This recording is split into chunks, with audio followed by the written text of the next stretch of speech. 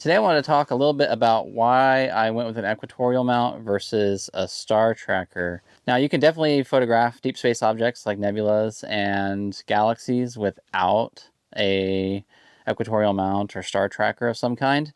As I showed in my previous videos, we got pretty decent results with the Orion Nebula, but it does limit your exposure times, and some of those fainter objects, you're really going to need more time on target, more exposure time.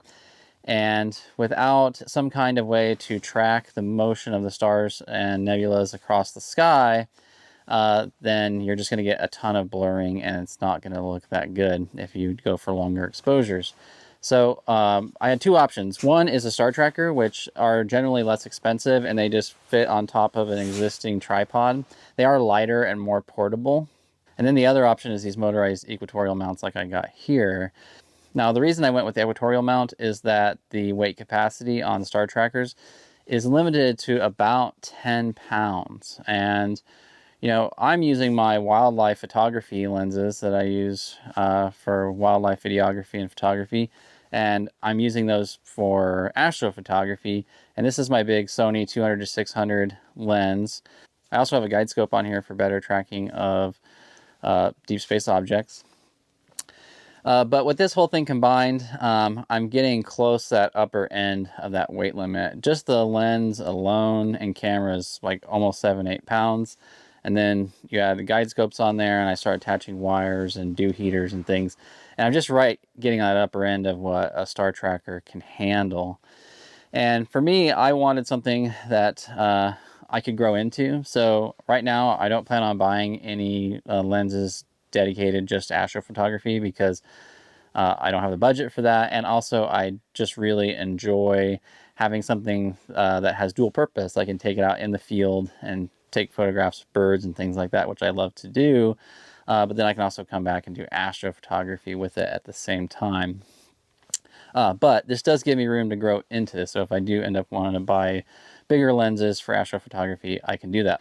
However, with the 600mm lens, a 1.4 teleconverter on a crop sensor camera, my focal length is well over 1,000 millimeters. That's going to put hundreds of deep space objects within range for me, especially if I have very good tracking and polar alignment, which this equatorial mount has a built-in sensor right here on the bottom of the camera that will help me polar align, and then the guide scope is going to help feed information back into the mount to make sure that it tracks properly, so I can do very long exposures on faint objects with this. So that's the reason I went with it. It was quite a bit more money. Most of your star tracker is going to be anywhere from $400 to $600. The equatorial mounts, you know, the budget ones like I got here, this is an iOptron GEM28, is $1,300. So a much larger initial investment, but something I feel I can grow into, and something I'm confident will be able to handle the weight of the lenses that I have on there now. Now, another benefit of an equatorial mount that I wouldn't have with a star tracker is that I can use this to find objects in the sky. So it can be really challenging, especially at extreme focal lengths, to find these targets because they're very faint. With the iOptron GEM28, I can literally just key in what targets I want to go to, and the equatorial mount will automatically move and point at the objects I want it to. So that does help.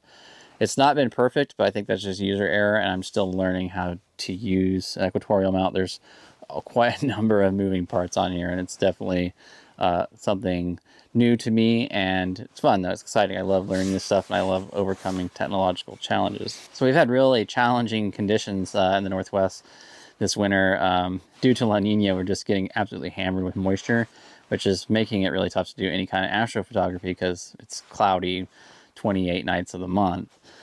But the other day we did have a clear sky, but unfortunately we're at a nearly full moon, so that makes astrophotography really challenging. However, there are some brighter objects in the sky that you can tackle.